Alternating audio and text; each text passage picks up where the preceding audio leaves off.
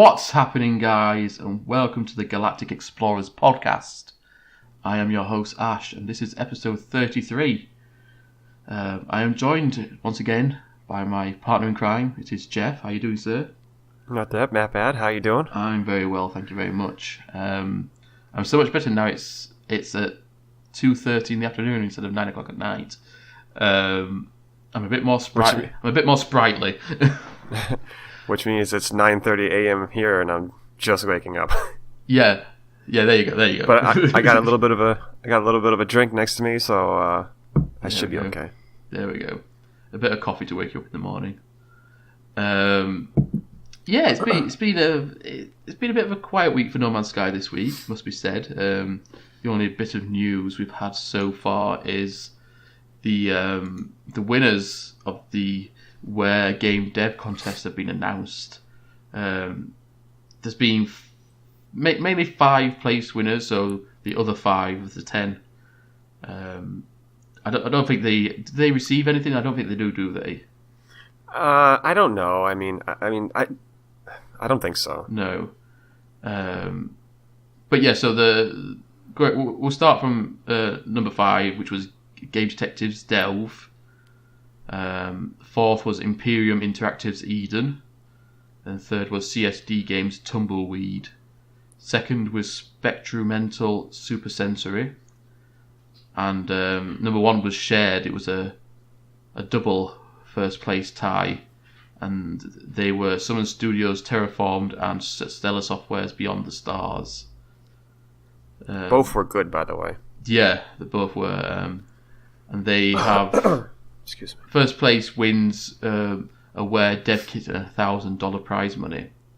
So, I mean, are these indie studios? Of course they're going to be indie studios, but are these like one-man teams or two-man team studios? I you know what? I don't even think they're really anything. I think they're just like almost like fan-made trailers, to be honest. Like right. I don't think. I mean, I don't really think they're really anything besides just that. Right. I know there's a game company called Intravision. Let me just double check. I think it's Intravision Software. They made the Prison Architect game. Oh yeah, you told me about that a while ago. Yeah. Oh no, it's not called that. For some reason, I was looking at Spectrumental's Supersensory game. I was thinking that name sounds really familiar, and it's not the same name. It was Scanner Somber, which is a bit of a weird game. But. I mean, I'm sure some of these people that actually like submitted it as something. I'm sure some of them probably have like either work in the industry or you have knowledge of like graphic design or something like that or whatever. I'm sure that some of them do. I mean, some of them came out really cool and really original. So I mean, it's just a bit strange. Like $1,000 doesn't seem like a lot of money towards a game development. I mean, obviously, I've got no idea what about game development cost wise, but no, I think it was just here's a prize. Yeah, well, it just doesn't seem like realistic kind of thing. But no, so I remember watching a documentary about what was that game called? It was like this. It was this indie game that this little white dude thing, and he was 2D, but the world around him was 3D, and you'd like go to the edge of the borders, and then it would like turn like a Rubik's cube kind of thing, and it'd go that's pretty cool. The next side, and they made a documentary about it, and I can't remember. Let me just find it, and I'll talk really slowly, so it makes it as if I'm doing it. I think it's called Indie Game the Movie. It is actually on. I want to say it's on Steam. Oh, the game was Fez. So it's like this little white dude. He's got like a little Fez hat on, and it's like kind of like a Mario game where you go around. Obviously, you have to collect something and stuff. So, but how do you spell it? FEZ. That's it. Yeah. Just put Fez game for Google because you might just come up with pictures of the Fez hat. Oh yeah, I see it right now. Yeah, but it got Got a 9 out of 10 on Steam. Yeah, it's a really good game. I think like the guys who made it like put all their money into it though. It's like two guys who made it, or one guy who made it, and put all their money into it. That's what I mean. For an indie game like that, they're putting all their money into it. It seems like $1,000 seems like a bit of an unrealistic amount of money for a game development. But I digress. That's off subject a little bit. So congratulations to the winners. I'm doing quotations right now.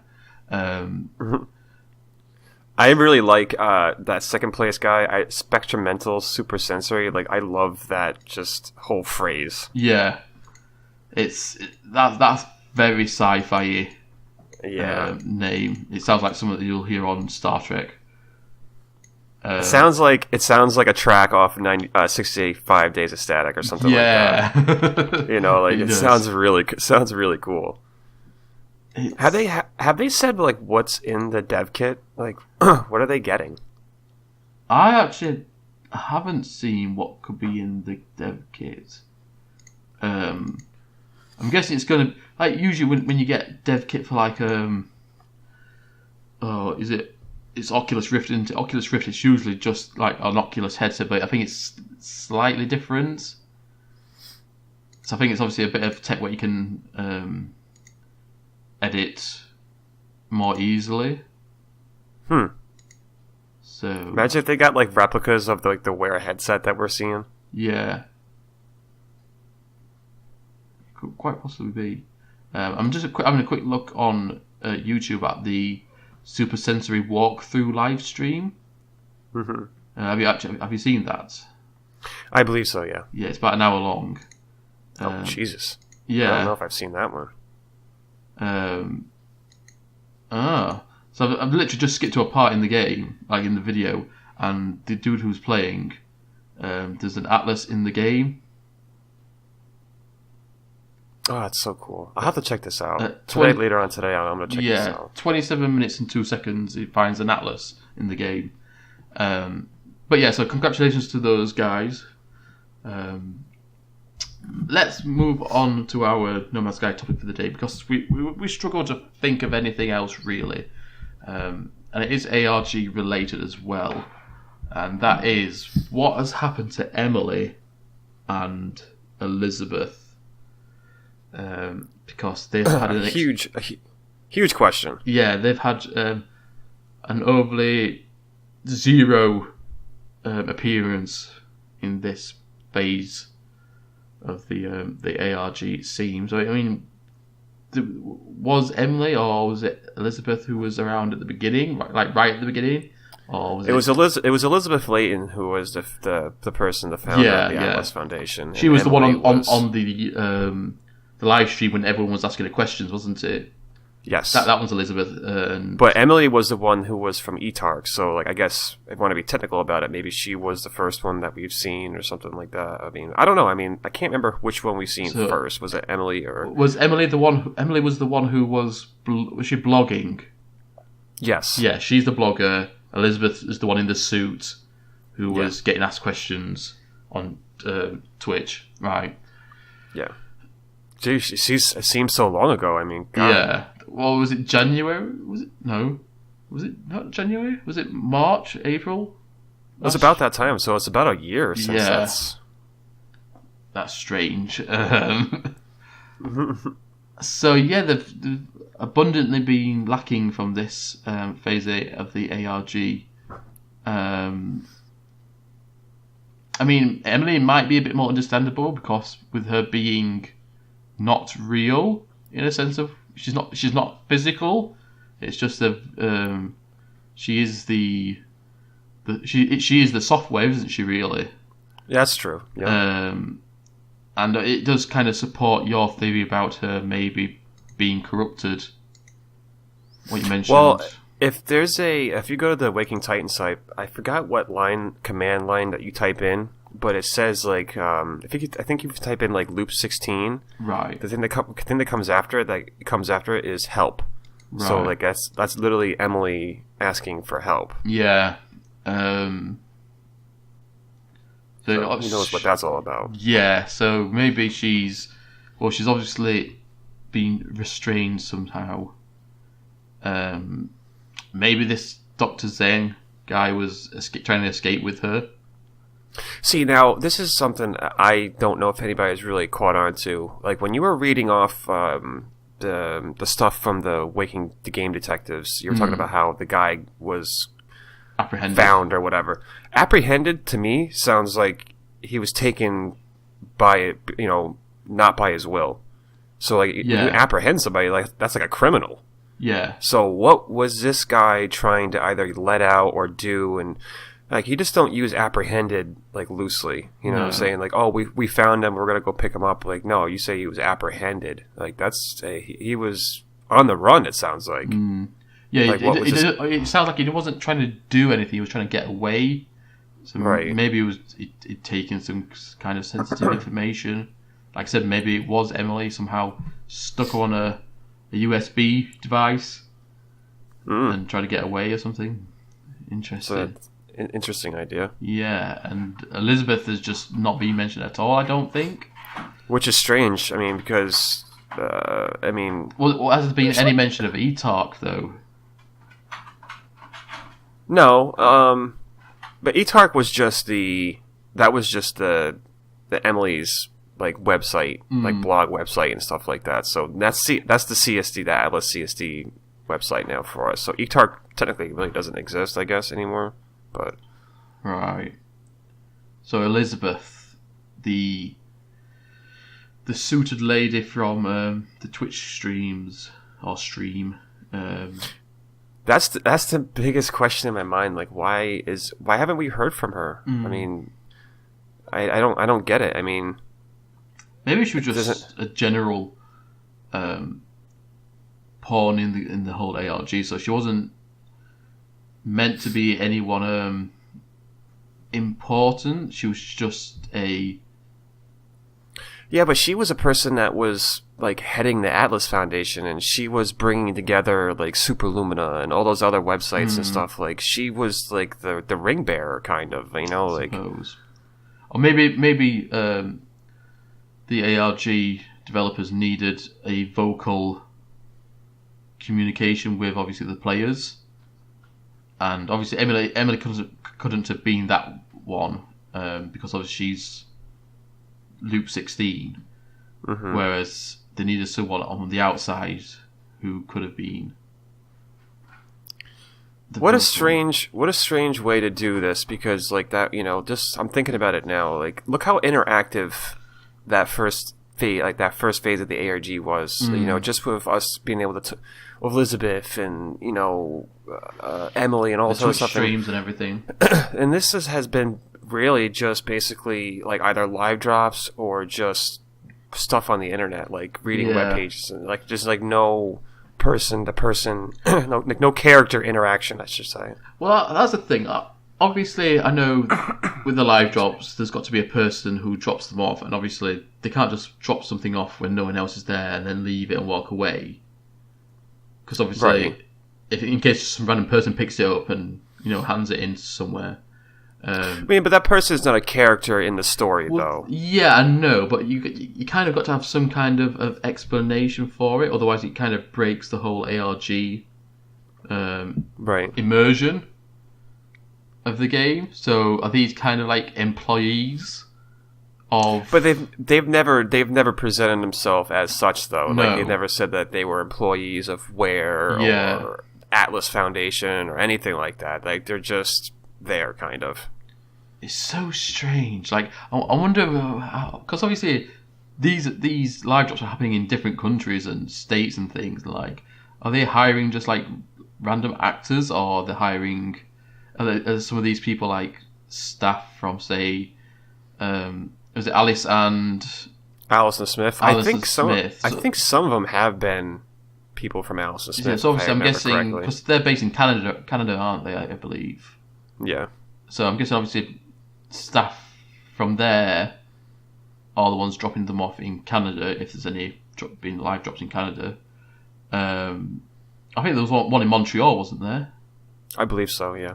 And then I'm guessing, I don't know, another company who Hello Games works with in America has dropped some things off in one of the states. And then I'm guessing people from Hello Games themselves are dropping some things off from in the UK, perhaps. I mean, all the drops have basically been in like really major places. You know, like Montreal's a big place, like London. Either the UK, US, or Canada, haven't they? They haven't been in any other countries. France? Was there any in France? I don't think so. Like, I could be wrong, but I don't think so. So yeah, it's a bit. They obviously are keeping it local to English-speaking countries. It would seem. Right. Yeah, but it'd just be interesting to see. Well, to have some kind of idea that these people who are dropping them off are working for either like the Atlas Foundation or Ware or something. See, that would like just add so much more to the ARG if they were actually had like I mean, even if they still didn't talk, but you just kind of had a label for them, right? It just seems like it's just you're just meeting a stranger on the street, and it's just a random person. It's always like awkward as well when you're watching like someone live stream the live drop, and there's just always this one dude just standing there looking at them and thinking, "Hey, are you looking for somebody? Yeah. I don't know. Are you looking for somebody?" Or like it's like one of those like weird things. It's just so awkward. In fact, you just walk up to someone and it's just a tourist, or it's just someone waiting for someone else to turn up. Yeah, imagine if there was a live drop somewhere and like there was like legit someone waiting for somebody like for a completely other different reason. You just walk up to them and be like, "Hey, are you waiting for somebody?" And like just initiated the whole thing, and it just turns out not to be anything. Because obviously all these live drop locations are like monuments or exactly. They usually are places where people do tend to meet up with, like, say, "Oh, I'll meet you there" or something, or it's these kind of places. So I'm surprised it hasn't actually happened. Yeah, I mean, it would be really funny if it did happen and it was caught on stream or something like that. Like, but it's really strange. I mean, like you said, there's not been any mention of the Atlas Foundation in this phase either, has there? Not that I can remember. See, and that's what I was talking about last week. How like it just doesn't fit like any of the game at all. No. Like it doesn't fit. Like the pieces just don't fit like they did in the first part. Like they talked about it's a direct link between like the Atlas Foundation and all sort of stuff, and you can link that directly to the game. And for this right here, I mean, it's just like just happening. Like I don't know. It just doesn't. Like I said, in a month, talk to me completely different. But as of right now, it just doesn't feel like it links anything to No Man's Sky at all. Like it just doesn't. No, it's really strange. I mean, it's like it's a new ARG on itself. It doesn't seem like it's to do with Waking Titan. Yeah, exactly. It seems like it's a separate. It just seems like a regular ARG that people play. It doesn't seem like it's associated really with No Man's Sky at all. Not in the obvious sense, I suppose. Yeah, I mean, like I said, when I was just watching that video, obviously there was the Atlas in the walkthrough of that super loop. Well, all of those things, man. Like all those like submissions, they all had something to do with No Man's Sky because don't forget, it's No Man's Sky fans that are making this, so they're gonna include that in their submissions, like one way or the other. But I mean, everything else, I mean, I don't know.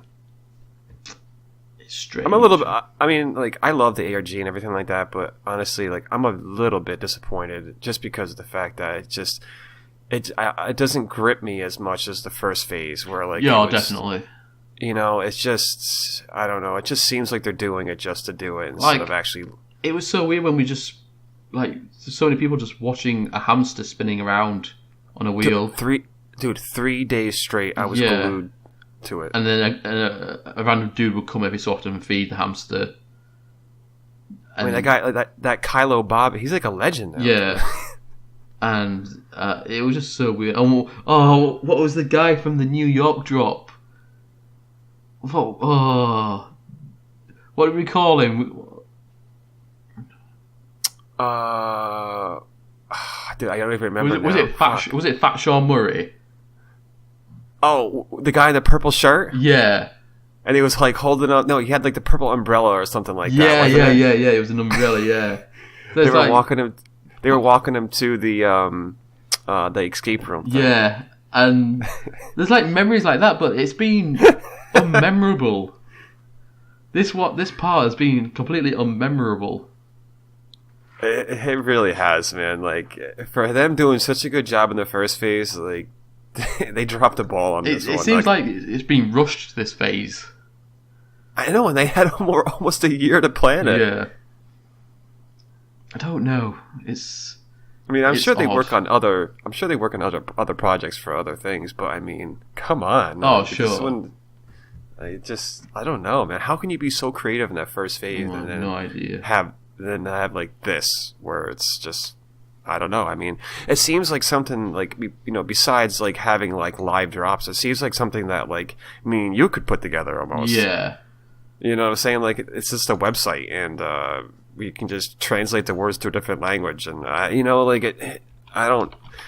I don't want to say that. Like, I don't want to downplay what they're doing and stuff, but I mean, compared to the first phase, it's a little bit lackluster. Yeah. So it's a bit weird. I mean, it's like I said, there's not been much viewer interaction at all. No, there's just been live drops. I mean, yeah, sure. Obviously, a lot of the content that happened in the previous phases were live drops, but they were also coupled with like you say, these the Twitch channel stuff.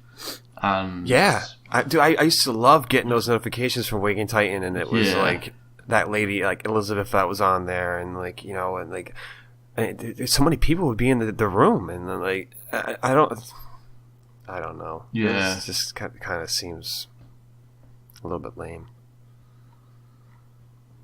That's strange. I'm on the Alison Smith website now, and they haven't got Waking Titan as one of their games.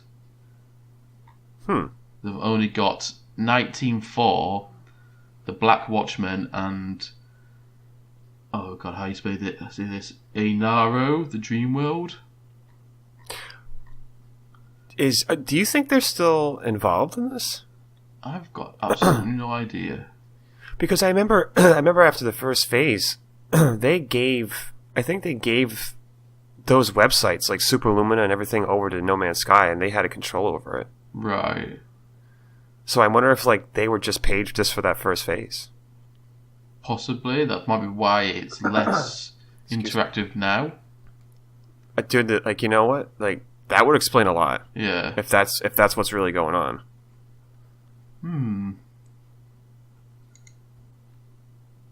That would explain a whole lot. Let's go to their Twitter page. Let's have a look.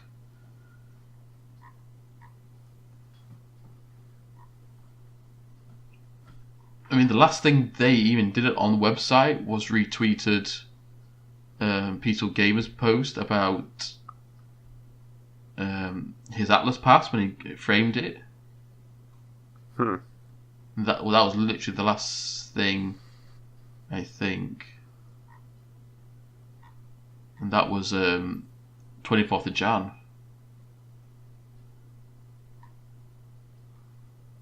Very strange. I'd like to know if that's really what's going on, because that would make a lot of sense. Just because of like if they have someone else just kind of like doing it now, or I don't know. Alison Smith did such a great job in that first phase. I mean, I just don't. I don't know. Yeah, interesting, but yeah. I mean, I don't know whether it's set in a different time. This part of the ARG, maybe. Like, is it technically set a long time after the first part? That's why there's no mention of, I mean, if that's the case, then they didn't express that at all. Or maybe it's set in the past. So obviously Well, they won't mention it, would they? Because if it's set in the past, obviously nobody knows what's happened in the future or something. See, now we're gonna go down a road that like we were talking about before, and like I want to wait to I want to wait on that. So it's so strange. It seems like it's a wasted opportunity. But I mean, that's the only thing I can think of right now is that it's no longer Alison Smith who was running the ALG, perhaps. Other than that, I don't know. I really don't know. Yeah, I'm completely. I don't know. I'm just happy that they're still doing something, I guess. But I mean, compared this phase compared to the other one is not even comparable. Yeah. At least at this point right now. Like I have to keep on saying that. Like, talk to me in a month or two, and we'll see what happens. But just from this point on, like, I just don't know. Like, it's not as good as the first one. No, I'm just looking on the news, and it's like got no mention of Waking Titan at all, and that dates back to 2014 on their website. So unless they're still running it, and obviously they don't want to ruin the immersion or something, I don't know. They do have some forums. Alice and Eve have forums. Live events. No. Elizabeth, if you're out there and you can hear me, please come back. We need you. Yeah. Just save this whole phase. And I need something please. I need something to look at, not just like something to interact with, instead of just watching, I don't know, random live drops occur and then nothing happened for a while, and then a possibly fad contest occur. It's so weird. Like previously with the whole like going to take pictures of churches and things, when everyone could participate in it. To be fair, everybody could have participated in that, but it's such a small audience though, because you were going to have to make like your own like demo for a game or whatever. Like, not too many people can do that. It's very particular about it. It's strange. It's very strange. Like, I would have loved to like have put a submission in, but I mean, dude, I'm not a computer programmer. Like, I can't do that shit. All the people who actually entered them, are they like, obviously I know they're real people, but are they part of the whole ALG, or are they? No, they're real people. Right, they're real people. So yeah. Cobra's had a couple of them on his show. Right. Talking about their submissions and stuff like that. So no, they're real. They're just real everyday people. Cool. It's so strange. Right. I think that's enough of there, because otherwise I think we're just going to fry our brains trying to think of what is occurring. So let's move on. We'll return possibly. We will return next weekend. Obviously. Yeah, and we'll see what's occurred since. But let's move on to other sci-fi gaming news. And this one might be a bit of a fan favourite, perhaps. Half-Life 3. A game that has been rumoured and speculated upon. Half-Life 3 confirmed? Yeah. 14 years since Half-Life 2 came out. the meme of the century. Right? Yeah. 14 years since Half-Life 2 came out. That's not including, is it like Half-Life 2 Part 2 and those extra parts and things. So since, I'll be honest with you. Like, I wasn't really too big into the Half-Lives. Like, I know of them. I can't honestly say I sit here and play them religiously. So. Oh, they're really good. But yeah, it turns out that a fan-made game is in development as we speak, called Project Borealis. You can find them on YouTube at Project Borealis if you want to check out some of their development videos. I think there's only 3 or 4 currently. 2 of them are mainly tech demos. One is like one of the developers talking about what they've done so far with video footage in the background. It's looking really good. They're not using the Half-Life engine or anything, whichever engine it was developed in. They are using a different engine. Yeah, but it turns out something along the lines of a former writer or employee at Valve left Valve, I think, fairly recently, and said that a script for Half-Life 3 was written, and that Valve are never, or more than likely will never, follow through with making a Half-Life 3 game because they're just the cash cow that is Steam has just killed any chance of them wanting to even do it, because why would you want to put so much effort into making a brand new game when you can just sit back and rake in the money through Steam? I mean, it's an unlimited source of money, Steam. Yeah, but I mean, you could make more money. You know how many people would buy that? They get out? I mean, let's have a annual sales. Let's look at Steam annual sales. No, annual profit. It was estimated. Oh, let's have a look. Was that? Excuse me. I'm not gonna lie, Forbes. I hate your website so much. Steam revenue sales for 2017. What's that? Is that 4 point? Wow. Okay, so I'm going by a website called Statista.com. Revenue generated by game sales on Steam from 2014 to 2017 in billion US dollars.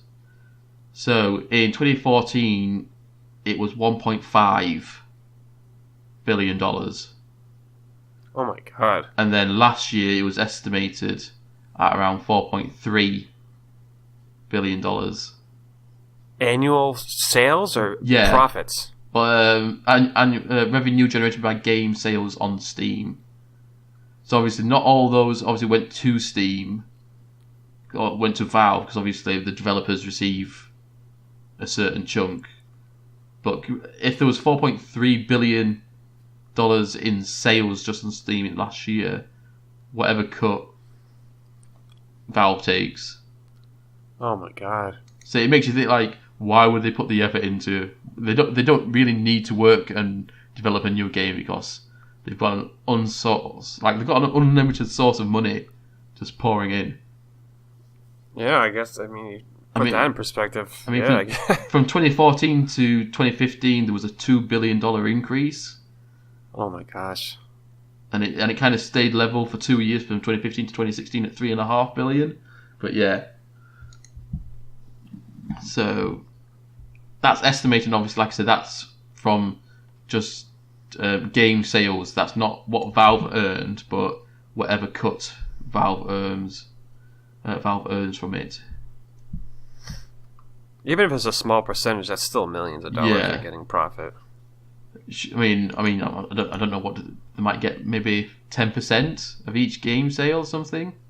Maybe 5%. Dude. Even if it was like 1%, that's still millions. Yeah.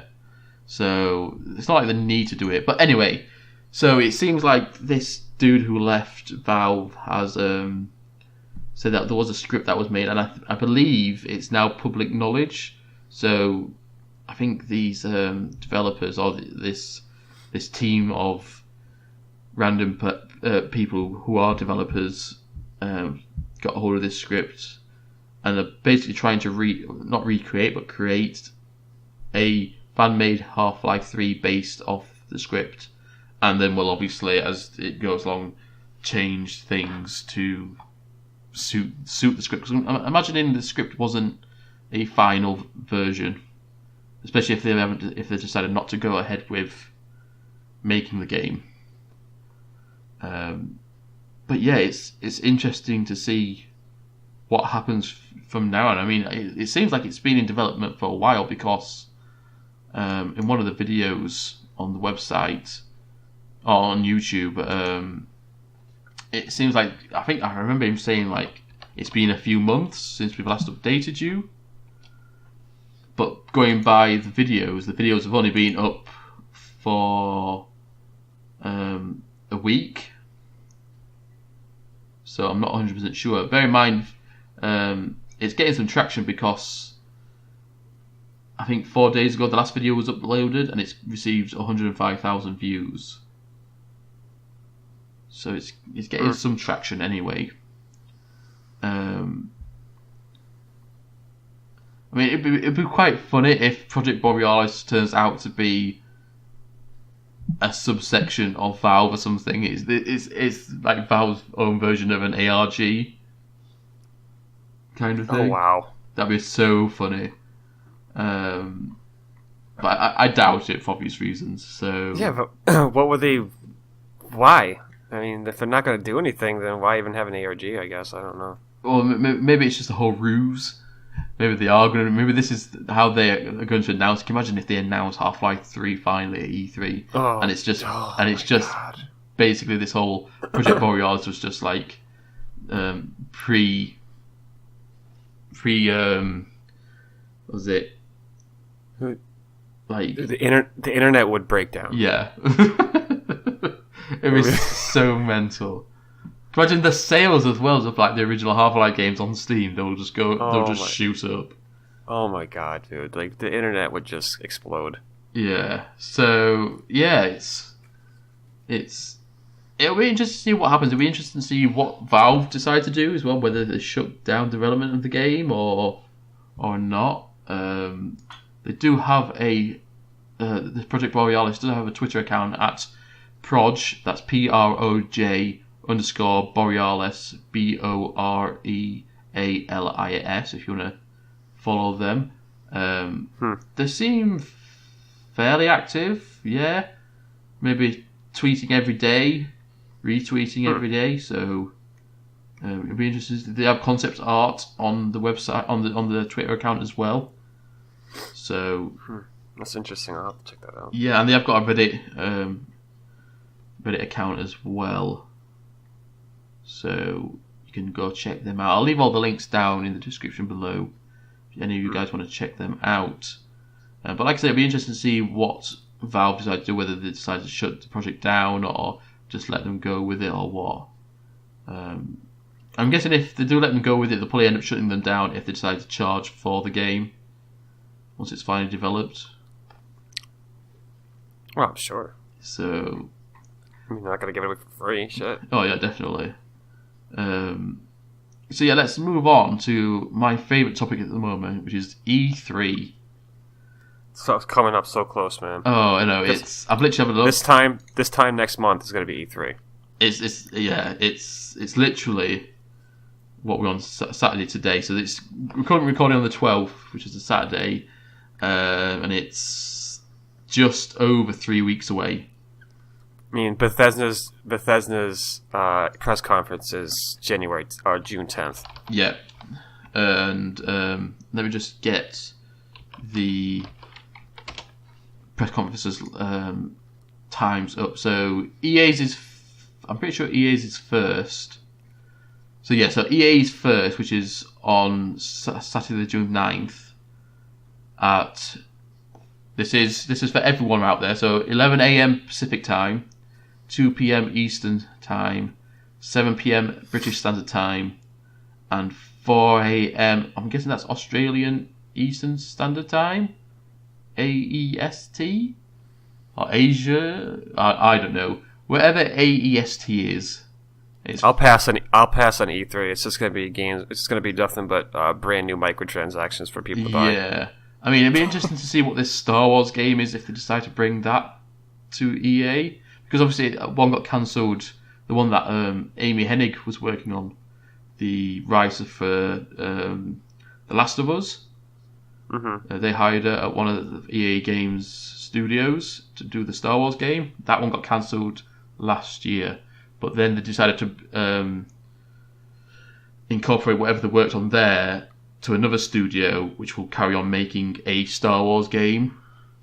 So it'll be interesting to see if that is there at all. I doubt it because of obviously what happened.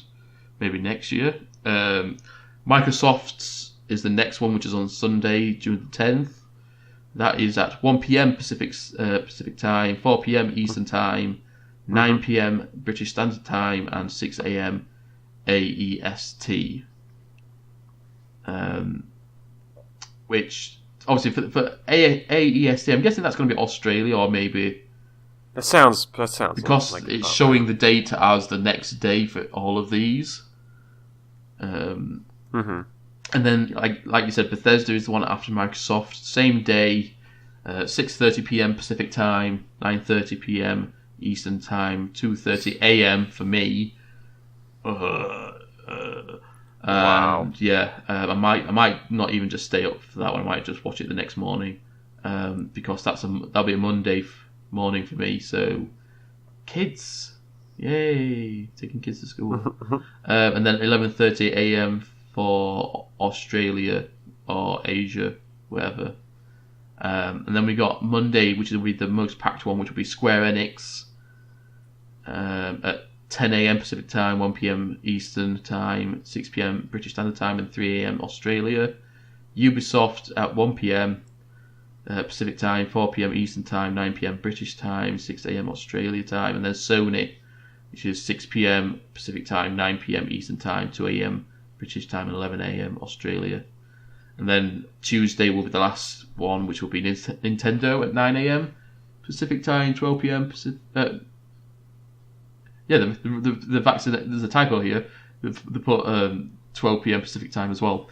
So 12 p.m. Eastern time, 5 p.m. British time, and 2 a.m. Australia time. A typo for Nintendo's things? I don't believe it. Yeah, they've got Nintendo at 9 a.m. Pacific time, and then 12 p.m. Pacific time instead of Eastern time. So that is the rundown for the press conferences. I'll probably, I'll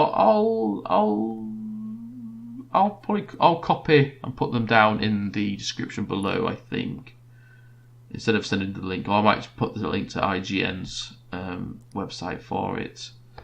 But yeah, I think obviously the ones we're probably going to be looking at closest, although after the recent news I doubt it, but is Bethesda and... My heart was broken yesterday. Yeah, I know. Yeah, well, let's go on to that then. First of all, let's talk about Walmart's massive fuck up. Oh, Walmart! Whoever you are at Walmart, you are probably got the biggest bollocking ever. Oh, he's fired. Yeah. So if you haven't heard, someone at Walmart accidentally or did a purposeful leak on their pre-order website for, I don't know, maybe 20, 30 E3 games or something. Yeah, that was a huge mistake. Yeah, the ones that I put down, which are probably more relevant to us, Division 2. But that's been leaked for a while, though. They came out and said that Division 2 was getting made. So yeah, it was getting made, but that was known. I don't think people were thinking, oh, it would possibly release this year. Maybe people weren't even thinking that we would even see it at E3 this year. I didn't know. I didn't think they were going to come out. No, Division 2 this year. And then it just says Assassin's Creed. That's just the surprise for me. Yeah, I mean, after how well the most recent one has done, I'm not surprised that they've gone on to make another one. It just seems like the whole reason why Assassin's Creed went a bit stale in the first place is because they made them annualized.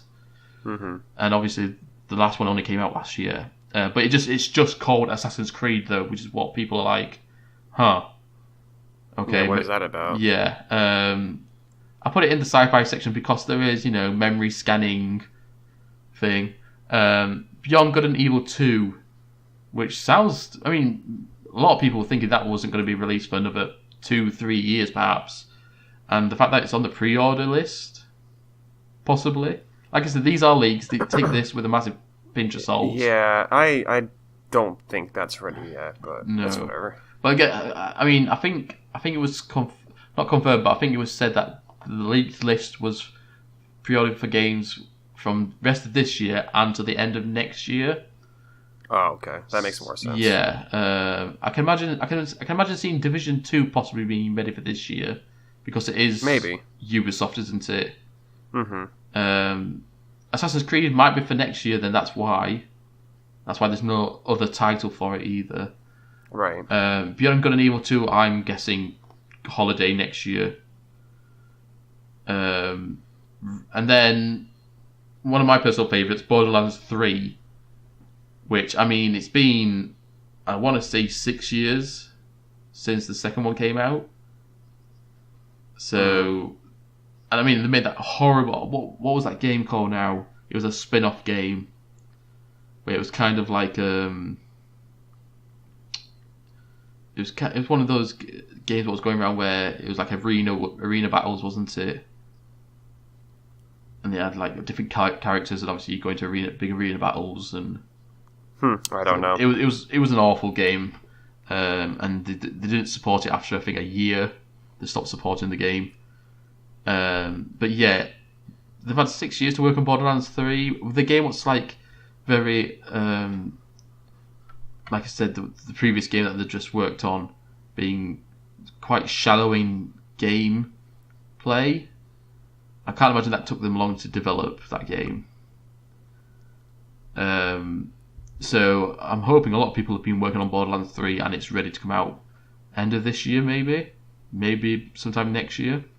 I think it's going to come out this year. Yeah, and then this is the biggest, I think, out of completely nowhere from Bethesda, Rage 2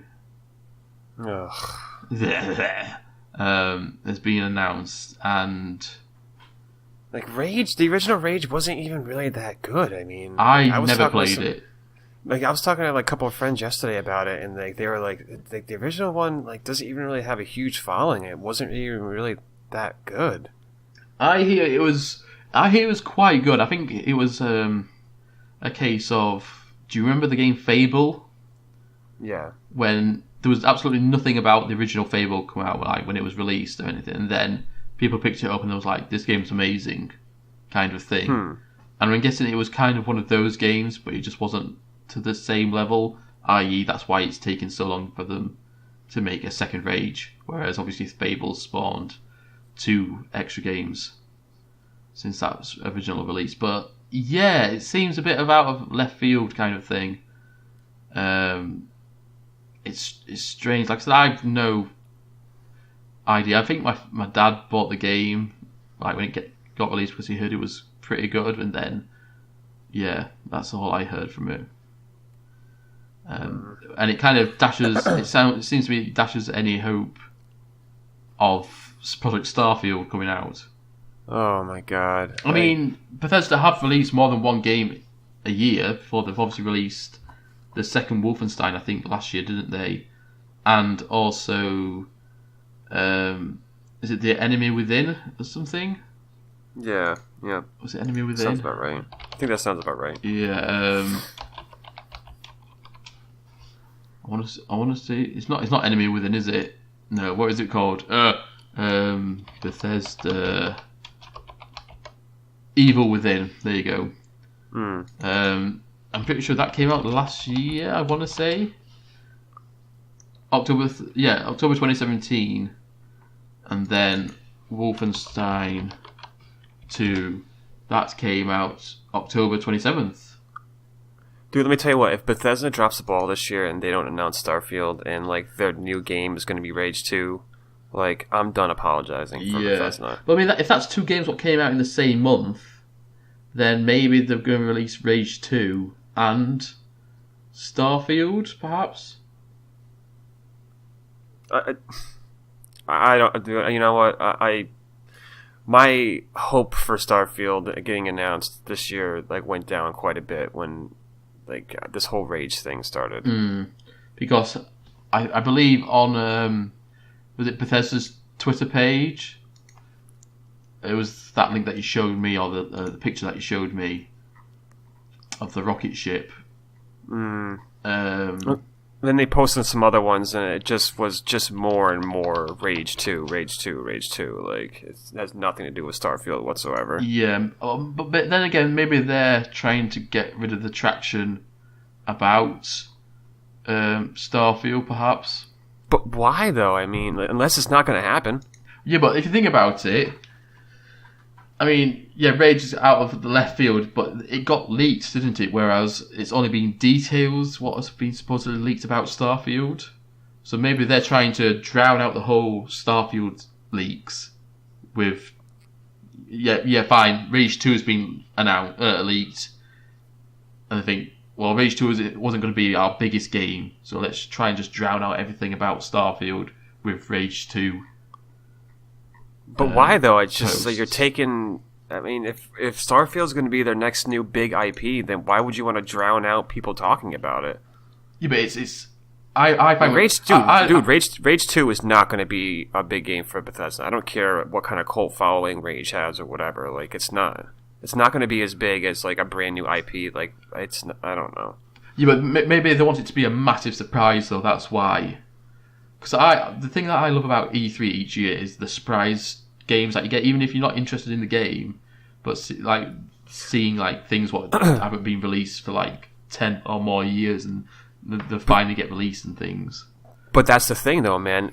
No one knew about Rage 2, and that was until Walmart leaked it. They were probably going to leave it for their surprise game at E3. So, like, that's true. Now that being said, like, if that was going to be one of their big surprises, then like, I don't know. I'm starting to lose faith like that Starfield's going to come out this year or even get announced. Maybe it'll get announced, but obviously it won't be released for this year. I can't see them. The only other things that I can see saving Bethesda's E3 is fine if they're releasing Rage 2 this year, and I think for the past 2 or 3 years they've released 2 games a year. It's got to be another Elder Scrolls game that gets announced. That's not going to happen.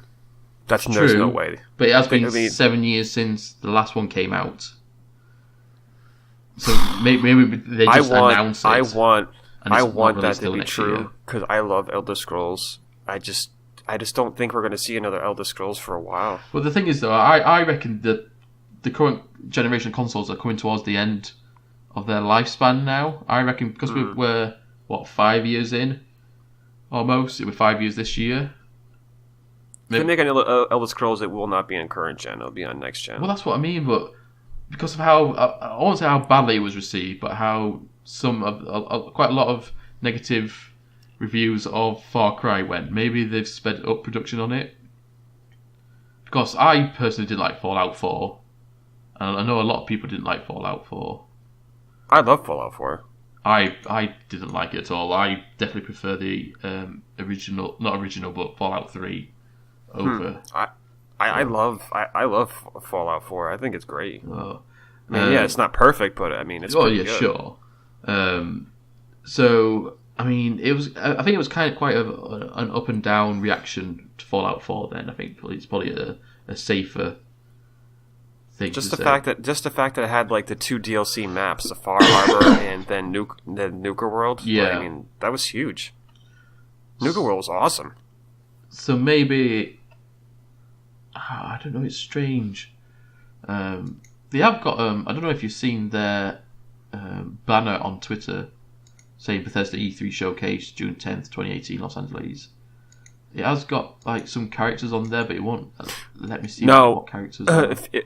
You can. There's a video of them making it. It's like they're cutting the characters out of paper and shit. Yeah. And there's not one character that resembles anything that would be like a Starfield reference or anything like that. Right. Okay. Is there anything new in there, like new characters, what we haven't seen before? There's probably references to Rage in there. Possibly. I'm sure. It's just basically there was a Fallout power suit and I can see the helmets of the Fallout dude and the. But there was no references at all to Starfield. That was another thing that kind of killed my hype train a little bit. Is the fact that they wouldn't even put anything like that in there. Like possibly. I don't know. I lost a lot of hope for Starfield. I don't think it's coming out or even going to get announced this year. Right. I really don't. But I mean, like I say, it'll still be interesting to see what they do decide to bring. I mean, if it is just going to be the one, because it seems like they will release 2 games this year. Obviously, they'll have something up for Elder Scrolls Online, like they always do, and obviously if Rage 2 will get announced, like it looks like it will be getting announced. I mean, on their description on their Twitter page, it says Doom, Elder Scrolls, Fallout, Quake, Prey, Dishonored, The Evil Within, Wolfenstein, and more. We obviously got Doom last year, didn't we? Or year before. I think it was the year before. Elder Scrolls, probably not likely, but obviously they have ESO stuff. Fallout, I doubt they're going to bring any more content out for that now. Quake is a possibility, I suppose. I can't remember what is Prey. I know the name sounds so familiar. I just don't remember. I think it's a space game, if I remember correctly. Oh yeah, I remember now. It was like a space survival horror game, wasn't it? Yeah, I think so. That came out last year. Mm-hmm. Yeah. So right. Unless it's going to be DLC for that. Dishonored, that came out last year as well, the second one.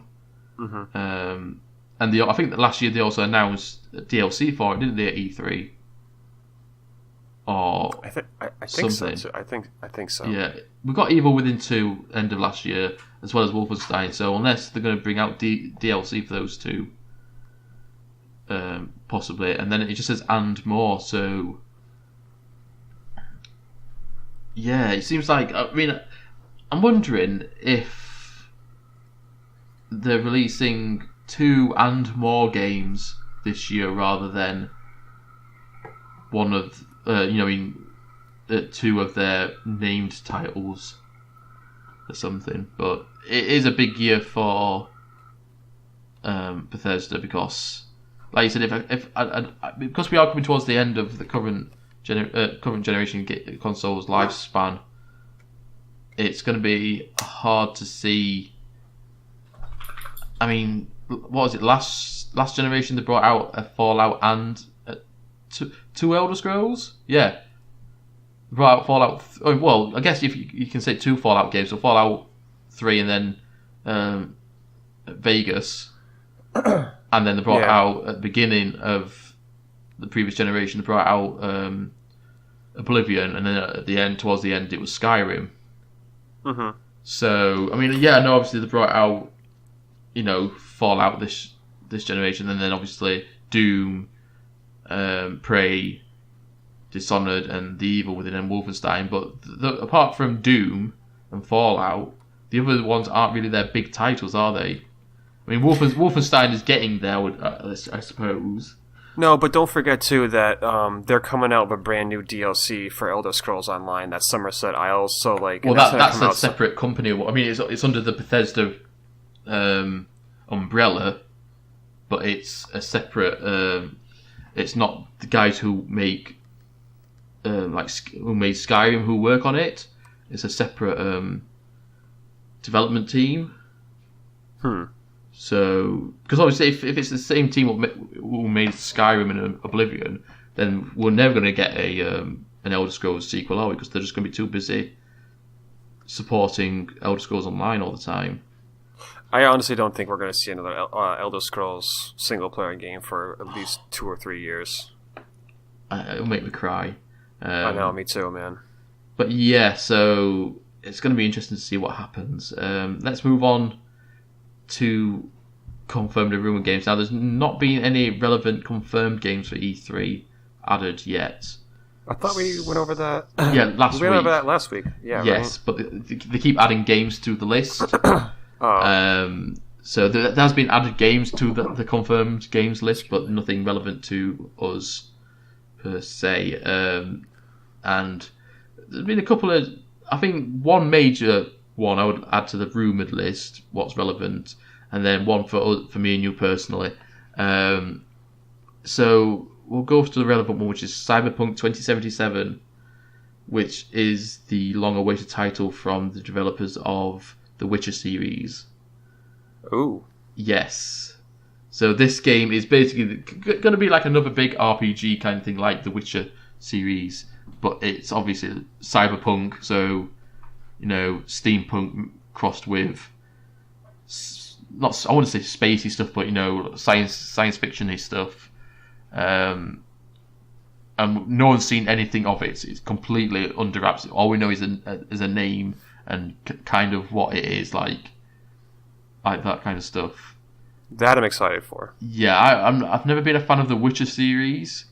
I think the Witcher was good. I mean, it's really good. Yeah, I did have it on PC, but when I bought it, my PC was just shocking, and it just wouldn't. The Witcher 3 is really good. I didn't want. I think a lot of people say that you can play Witcher 3 without having played the previous two. Yeah, you can. Yeah, but I'm like, I don't want to do that though. I want to know his full background and go through his background and everything. Oh my goodness. And I'm like, I just haven't got time for that anymore. I've got 3 children. I'm just having got time for that anymore. Right. So yeah, but I'm definitely interested to see what they're going to bring to E3. It's supposedly coming, whether it's going to be to the PlayStation or the Microsoft conference or both. We don't know yet. And then it's actually been added to the rumoured list is the new Pokemon game. Yeah, this is getting a lot of traction. Yeah, because Nintendo did release their running order of what they'll be